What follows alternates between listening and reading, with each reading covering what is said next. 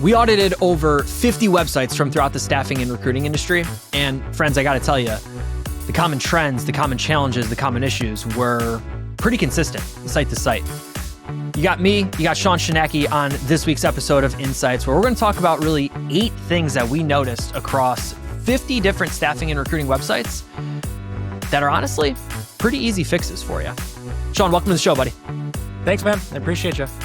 Different cold open today. That felt good. That felt good shooting from the hip there. Usually I say, hey, welcome back to InSights, podcast presented by Haley Marketing. That opener, buddy, I don't know where that came from, but it felt really good. Nailed it. Nailed that one. Sean, how are we feeling this week, man? Living the dream, man. Happy to be here. Happy to be talking about websites. Let's do it. Yeah. So Sean, you, after Smart Ideas 5, had the chance to sit down and review quite a few websites. I know you and I, as strategists over here at Haley Marketing, we're reviewing sites almost daily, definitely weekly, but I know I'm looking at a site, we'll call it daily at this point. We have the opportunity to look at and note trends and issues and challenges and opportunities even across the industry that maybe nobody else in the industry has the opportunity to do. So you actually had the idea of sitting down and talking through these 8 common mistakes that we're noticing as it relates to staffing and recruiting industry websites. Walk us through sort of why this matters in the first place. Sure. Yeah. So again, I did those dozen or so reviews, and we're talking to clients all the time. And it's just, I started having the same conversations over and over and over. And so I was like, Brad, listen, I think we have a topic here for a show, because if we can just give this feedback to people and either A, help them implement it and make these changes, or B, just empower them to do it themselves, I think we can help our clients and friends and coworkers and everybody else get better at what they're doing and solve really simple, easy products or simple challenges and things that are kind of overlooked because the landscape is changing considering AI and LLMs now. Yeah. Let's get right into it, man. So when we think about the 8 common mistakes and fixes of staffing and recruiting firms, the first, dated or misaligned content. What's that mean to you, Sean? Yeah, so it's very common for me to hear.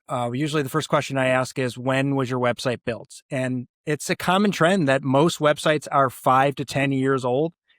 And in this industry, in staffing and recruiting specifically, the goal of your company as your business has most likely changed and evolved over the last 5 to 10 years. And oftentimes the people who are, the C-suite, the owners, they're usually not as involved in the website. So the messaging behind the change of the, whether it's the strategy or the service line or locations or whatever it is, may not have been communicated or updated on the website. And that's super important because you're not only confusing your website visitors, you're also confusing Google and LLMs. I actually was talking to a client yesterday who we're building a new website for them. And I had the conversation of, you have this grid of services that you provide, or I'm sorry, I misspoke there. Industries that you provide service to. Tell me the percentage breakdown that you're actually providing your staffing services to these industries. And out of the grid of 10, they really only work in 3. And Yes. One of them is maybe just 1 or 2 orders every now and again. They really specialize in 2. I said, okay, well, when we think about the new site, let's punt the 7 that you have absolutely nothing to do with. Lean into the 3 that you are doing business in, because now people that come to your website know exactly who you can help and who you can't. And it's okay if you can't help everybody, because it gives you more opportunity to help the ones that you can. Sean, you had a point here about dated and misaligned content. How important is it to have fresh content? And how important is it also to, I don't want to say disguise old content, but let's say you have blog articles from 2014. Is that a bad signal at this point? It is. So we're learning that LLM, specifically ChatGPT, Perplexity, and all of those, do prefer freshness in their content. So they are sorting or sourcing newer articles more often. And if you use external data in your links that are also relevant and current, that's important. Same with Google. So to answer your other part, I'm going to talk about blog refreshing as like 6 or 7 down the line here. So I will come back to that. But yes, it's super important, specifically and especially for LLMs. All right, let's hold on it. Yep. Number 2, as we look at the 8 common mistakes and fixes of modern staffing and recruiting websites, no clear path for your ideal client profile. Sean, what's that mean to you? Yeah. So this is what I see a lot. Same thing. So if your website is 5 to 10 years old and 10 years ago you were heavily focused on candidates and now your main and only concern is driving new client leads, tapping into new industries or new geos, you need to look at your homepage. Is there a clear path for a client to go down? If your main header says, serving Boilermaker jobs for 40 years, you're clearly talking to candidates still on your homepage. Where do I, as your potential ICP, go? Is it confusing? Is it clear? That is super, super important for A, driving leads, but B, showcasing and proving to Google, who you are and what you do. We see this in consumer goods quite a bit, and we've talked about this on the show before. I think I actually talked about it with Becca Stearns when she was on the show talking about brand, and we had a little bit of a conversation about websites.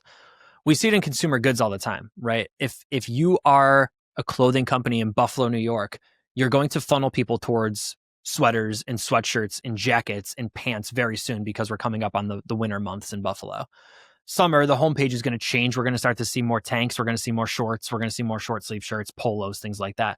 The homepage is going to pivot based on the intent that I want people to take when they get to the homepage.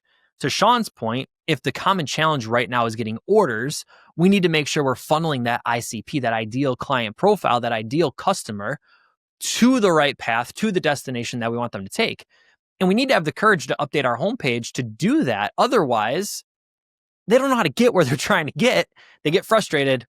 They leave. It's as simple as that. I've also had this call too, in potential sales where clients were considering us for PPC. They're like, listen, we tried Google ads, we tried LinkedIn ads, it didn't work. My first question always is, well, where were you sending them? And it'll be like, well, we focus in Houston, but we're trying to tap into Dallas. So we were sending folks to our homepage. And it's like, well, I looked at your homepage. There's not a single mention of Dallas anywhere. So it is super, super important, the landing page experience that you're sending people on. It can make or break your entire business. Hey, it's Brad taking a short break to tell you about my friends at MJA and Associates. For over 20 years, they've helped staffing firms just like yours save serious money by identifying and claiming federal and state tax credits, such as the Work Opportunity Tax Credit, handling the entire process from start to finish. The best part? With their performance-based pricing, they only get paid when your business saves. No setup costs, just real savings. Stop worrying about the Work Opportunity Tax Credit and let my friends at MJA and Associates do what they do best. To learn more, visit mja-associates.com. That's mja-associates.com. All right, let's get back to the show. Sean, let's get to number 3. Again, as we look at the 8 common mistakes and fixes of modern staffing websites, number 3, the lack of services pages. What do you mean by that? Yeah, it's pretty much what you just said. So a lot of folks they'll potentially mention it on their homepage, but you got to think, if you're in a very tough market, like say Houston, and you do light industrial staffing, but it's only one line item on your homepage, I can almost guarantee you going to lose in the Google search rank to a company or a competitor who builds out an entire landing page for that specific service. It's just the way of the world now. It's how, Google serves up their top 10. It's what is used by LLMs when they're trying to figure out what to give you as an answer. So it's also a, pivot of what we just talked about. It's, if I am looking for more information on what it looks like to place orders for light industrial for a company like you, I need you to answer all my questions on a page. Very important. We might talk about FAQs later, and we might get to that point as we look down the list here a little bit, but would we want to include those on those services pages? Absolutely. And we're finding ways now to leverage query data in Google Search Console to find the exact queries that LLMs are searching. We're implementing and adding those as FAQs on service line pages, and we are winning AI optimization in Google like crazy in the past couple of weeks. It's really exciting. So seeing the intent, that search intent, looking at what people are exactly searching for, and then building out pages or building out putting that query basically making on the page. Smart updates based on the real queries LLMs are making. It's a game changer. I love that. Sean, let's go to number 4, bud. When we look at the 8 common mistakes and fixes of the modern staffing and recruiting website, lack of location pages. So this one hits hard for me. So I feel like there may be confusion. Some folks, when they start to talk about their company, especially folks who are focusing nationwide, they get hung up on when we try to do location pages. Number one is because, hey, listen, I don't want to be seen as, like a recruiting firm in Richmond, Virginia. I want to be seen as a nationwide recruiting firm. But it's like, you have to think about it from a couple different lenses. Number one, if you're a relatively smaller business and you're trying to be seen as a nationwide staffing and recruiting company, you're competing with everybody on the entire internet if you just try to go nationwide in general. And that means you're competing with people who have SIA press releases about how they're reaching $200, $500 million revenue thresholds. And they may have hundreds of reviews on Clearly Rated. And you're competing with that directly when you're just saying, no, I only want to go national. Yeah. Versus, say you have 5 to 10 to 15 geos that you're highly targeted in, you get a good amount of business coming from those. You want to try to reach people in the places that they're searching. And you're also giving yourself multiple assets to be found and served up by Google and by ChatGPT and all the other LLMs.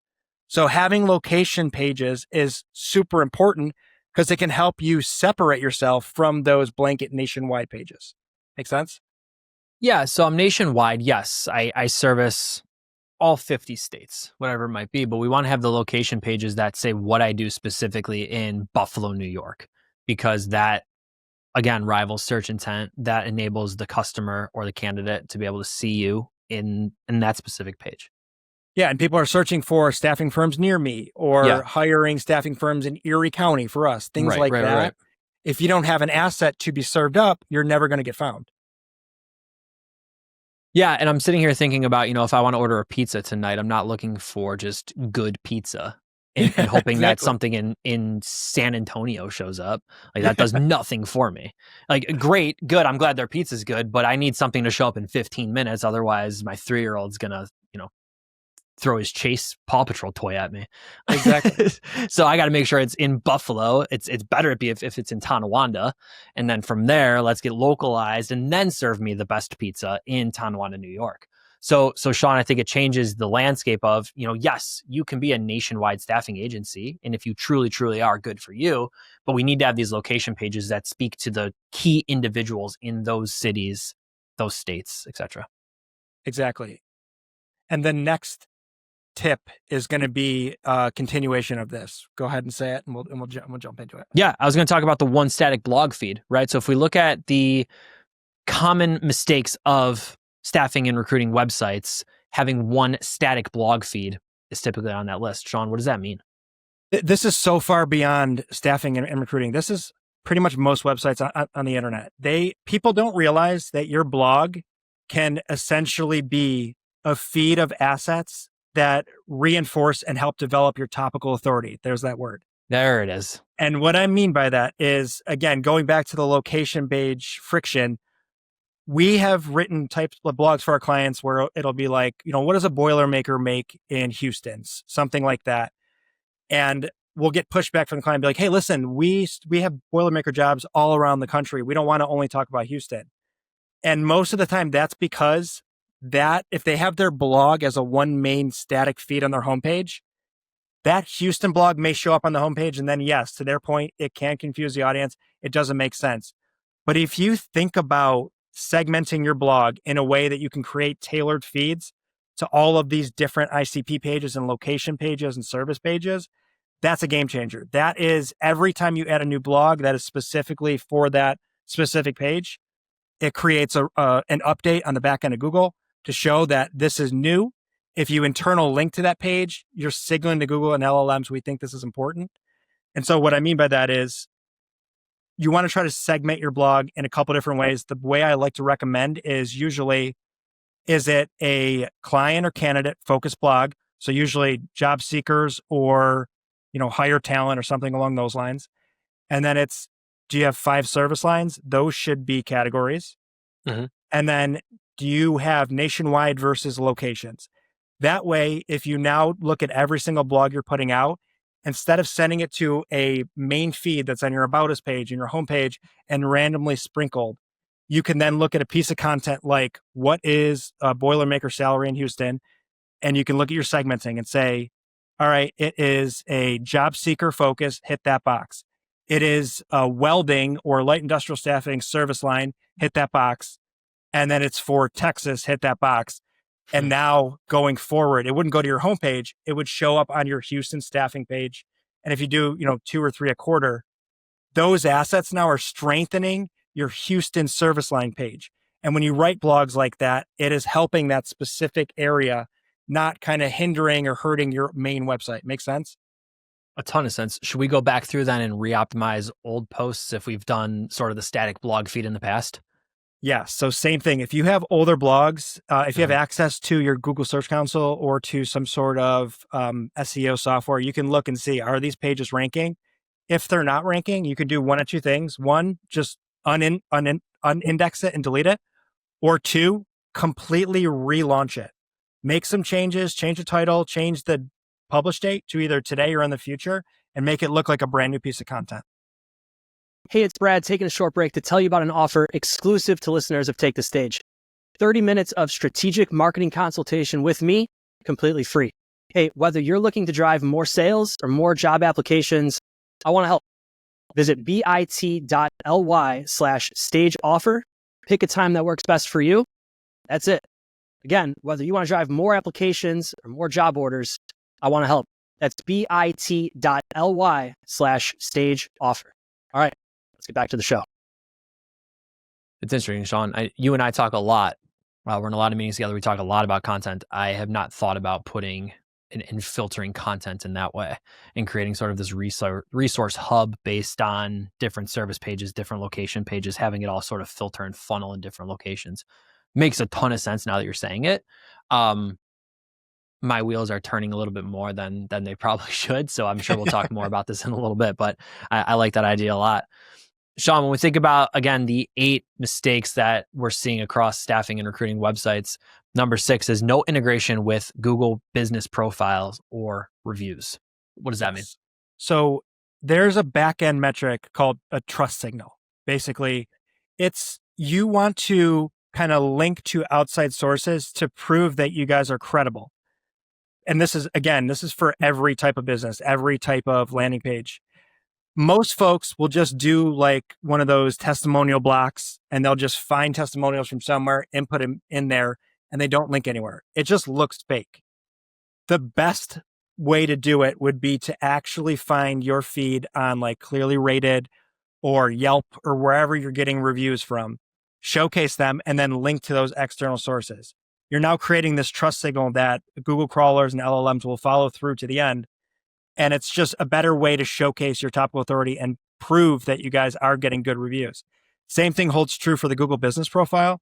If you're a bigger company who has multiple brick and mortar stores, if you have location pages, you should always embed your Google business profile, unless you have like a 2-star review. Yeah. But if you embed that profile there, you're now creating a natural click through to it. So you're kind of creating that connection in the back end for Google to figure out like, hey, this Houston page is connected with this business. And it creates that connection. If you embed your reviews there too, you have the ability then for your, say you have 4.8 stars. If someone is searching for light industrial staffing in Houston and you have that 4.8 stars in the Google search, it might show 4.8 stars on your actual little search box in Google.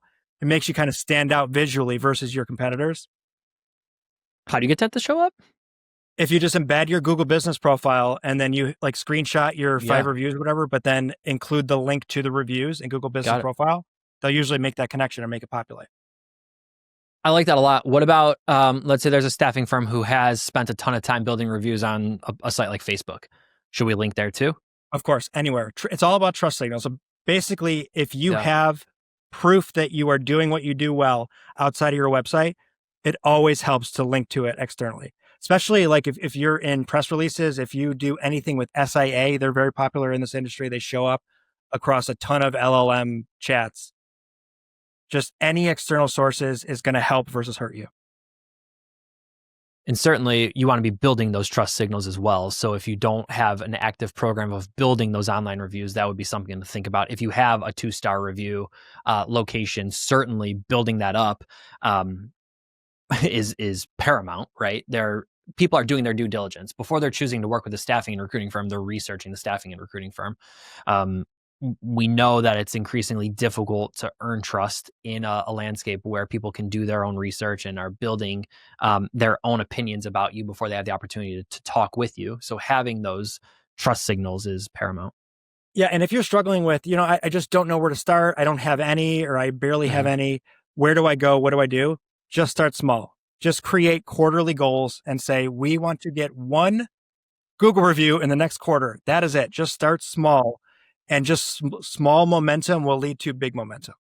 I would say start with the 5 customers that absolutely love you, right? If you don't have any reviews, if you have 0 and you're thinking, okay, well, how do I get 1? Where do I get started? Think about the 5 candidates that you've worked with the longest. The 5 individuals that you've placed for 15 or 20 years, not only this assignment, but the next assignment. You got their friend or family member in assignment. Those people, start with them. Start with the client that's been in your database that you've worked with for 15 years, 20 years. Someone that you just text because you're friends. You don't even talk about work anymore. Ask them for a review. Start with people that you genuinely know, like, and trust you. Ask them to leave you a public piece of feedback. I'll leave them a public review. Goes a long way. Yeah, you just have to ask. Sean, if we think about, again, the 8 common mistakes and fixes of the modern staffing and recruiting website, weak or missing calls to action. What does that mean? Yes. So this is super important. This is aligned with the PPC stuff where, I was sending people to the homepage and it didn't work out. It's where are we sending people? If you have service pages, what is your goal on the service page? Do you have a client focus and a candidate focus? If not, on your page, can a person from both target ICPs kind of get to where they need to be, get the information they need, and then easily become a lead or get more information or contact us? That is something that I feel like a lot of companies miss on, especially if you're doing PPC ads. One of the things I always recommend, if you're doing PPC ads and you're sending folks and the majority of the traffic is from mobile, I love to have a form on most pages only on the mobile site. Because you got to think, if you're scrolling on mobile and you get to a form, just on the phone, they make it so easy. You go to a little box and you click it and it usually will auto-populate your information for you. So have you thought through the conversion process for your location pages, for your service pages, for essentially the business generating and lead generating pages? Super, super important and often neglected. When we talk about conversion funnels, what do we want that person to do next? Right. So if somebody is finding your website, let's use a blog article, for example, just to make it easy for me. You post something on social media. Somebody is scrolling mindlessly, watching a football game on Sunday. They see the social post and they do what you want them to do. They read it, they click the button, and now they're on your website. What do you want them to do once they read it, once they get there? Because by nature, they're going to go back to mindlessly scrolling and going exactly back to what they were doing before they got to that page. So to Sean's point, and the point that I'm trying to stress is we need to guide the visitors to our website down the path that we want to take them on, right? So is it read content, look at a service page, go to the contact page? What does that funnel look like? Every page should have a purpose. And when we think about the purpose of the page, what do we want somebody to do once they get there? What do we want them to do once they're finished with the page? What's the next step? We need to create that logical progression, and every page should have a purpose. So we're funneling people the right way. Sean, possibly the last common mistake that we've identified with staffing and recruiting websites, empty or unhelpful footers. Correct. I'll be honest, Sean, I got to be totally clear with you right now. I didn't think the footer mattered anymore. So this is exciting for me too. Talk to me about it. So agree. And so many people don't realize that more specifically on the phone, when people get to websites, especially blogs, but mostly your homepage, we're just inherently built to scroll. That's what we do subconscious. Like, we don't realize the majority of people will get to the bottom of your website or your blog post or wherever they were sent to on your website. And your footer is essentially the last place or the last thing they're going to see before they bounce.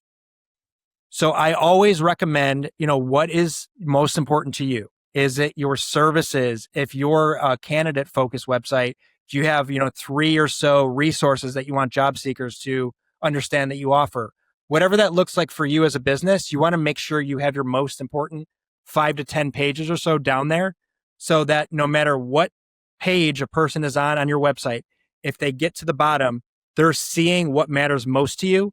And it's also important because Google crawlers and everybody else will follow those links. So whatever you put down there, you're signaling to everybody that you think, hey, this is important. Check this out. And on the flip side, if you have nothing there, all somebody's going to do when they get to the bottom is scroll to the bottom, get there, see nothing, and bounce. So yeah, it's not a good experience. The logic of we are mindlessly numb and just scrolling for the sake of scrolling because Facebook has taught us that we have just this endless scroll of a feed. It's almost outrageous to think about, but we can just scroll forever. I can go on Twitter and scroll until tomorrow if I wanted to. And, my eyes would be falling out of my face, but I could do it. So the thought, Sean, of we need to have strong footers because people are going to continue to use our websites like social media, and they're going to keep scrolling to the bottom of our website. What do they do when they get to the bottom? What's the next path? Because we don't have infinity scroll on our websites. So where are we going to guide people? Do we want to drive them to a service page, a resource, a great ebook, a great whatever piece of content we put out, a podcast like this? What do we want them to do? Again, this ties really well with weak and missing calls to action is what do we want them to do? If they get past all of the CTAs, they get past all of the buttons and they make it to the bottom of the page, they make it to our footer. Now what? What's the next destination in the journey that is getting to be our customer or an applicant in our ATS? So Sean, I was being very honest. I didn't ahead of that point, I didn't think footers mattered. But now I completely understand why they do. And I appreciate you sharing that with us. I've consulted with hundreds of staffing firms over the last year. And if you're anything like the owners or sales leaders I'm talking to, you're probably asking the same two questions.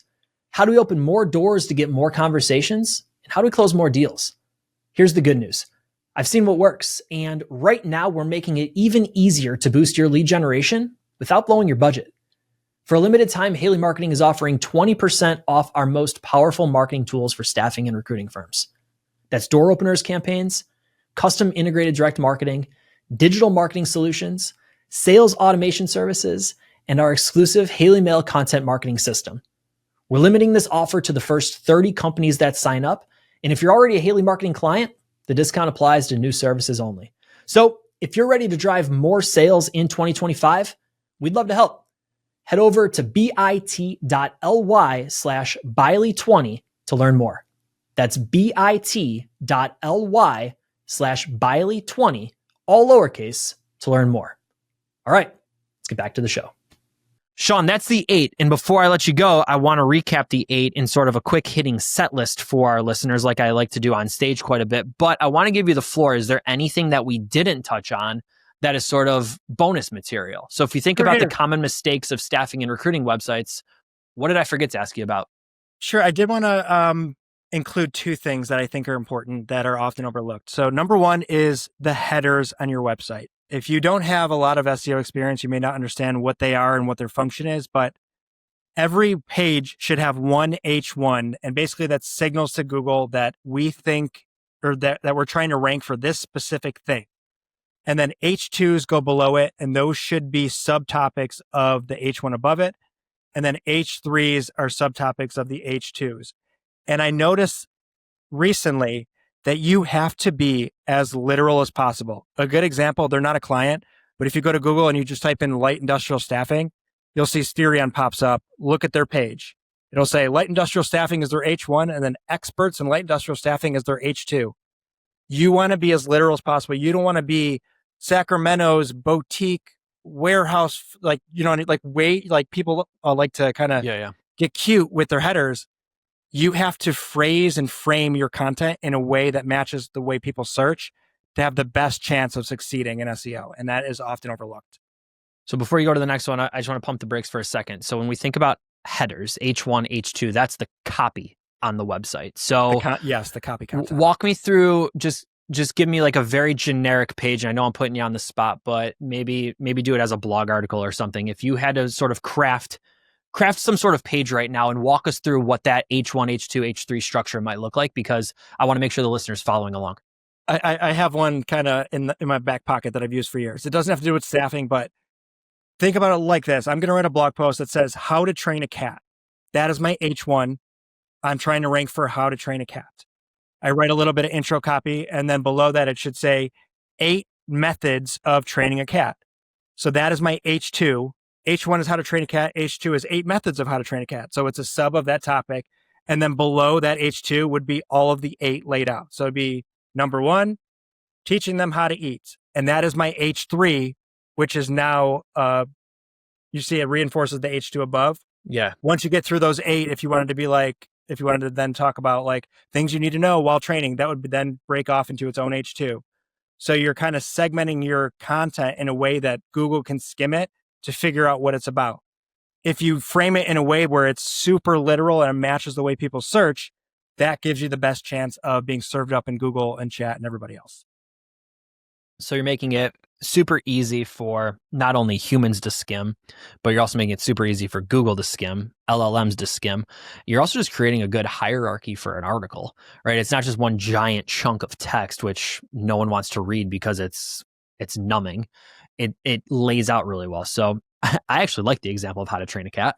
It was super easy for me to understand. So hopefully it was super easy for the listeners to understand as well. All right. So you talked about that one. And then you said you have one more bonus tip for us. What is it? Yeah, other one, I know. So we all have ChatGPT. We all have these LLMs that we can use. If you're putting out blog content that has no internal links, meaning in the entire content, you don't have a little hyperlink that goes somewhere else on your website, that's bad. It's seen as thin content, and it's essentially pointless for me, because if you're writing a blog, a good blog, you should be trying to drive value and trying to say, like, if I'm talking about jobs that have to do with light industrial staffing, if I mention light industrial staffing and I have a page on my site, I can internal link to it. If I say, like, we have recruiters on staff or blah, blah, blah, and then I send them to a recruiter page. If you talk about at the bottom, contact us, you can signal them to a contact us page. You're now kind of showcasing that, we know about this topic. Along the way, if you need more information, here's another asset that you can go, or another place down the funnel or back up the funnel to learn more about that thing. That is how you should be writing blog content. So just be careful if you're writing blogs by yourself and you're never linking or you're never doing external sources, you're probably not going to rank it. It's not good content. Sean, let's go through it as a real quick hitting overview. I like to provide when I talk, or I'm out on the road, traveling for Haley, sharing a talk. I like to give sort of the set list at the end. So when we think about the 8 common mistakes and fixes of staffing and recruiting firms, number 1, dated or misaligned content. Number 2, no clear path for your ICP, your ideal client profile. Number 3, lack of services pages. Number 4, lack of location pages. Number 5, one static blog feed. Number 6, no integration with Google Business Profile or reviews. Number 7, weak or missing calls to action. Number 8, empty or unhelpful footers. And Sean, hit us with the 2 bonus ones. Poor hierarchy structure and no internal linking. Sean Shinaki. Sean, before I let you go, buddy, anything else SEO on your mind right now that you feel like you absolutely need to tell the listeners? No, but if anybody has any questions or anything, always feel free. I'm on LinkedIn. I'd be happy to answer your questions, help out. If you want me to look at your website, I love doing that stuff. It's my passion. So I'm here for you if you need it. Sean, appreciate you coming on the show, buddy. Always good talking to you. Thanks for having me, Brad. Appreciate you.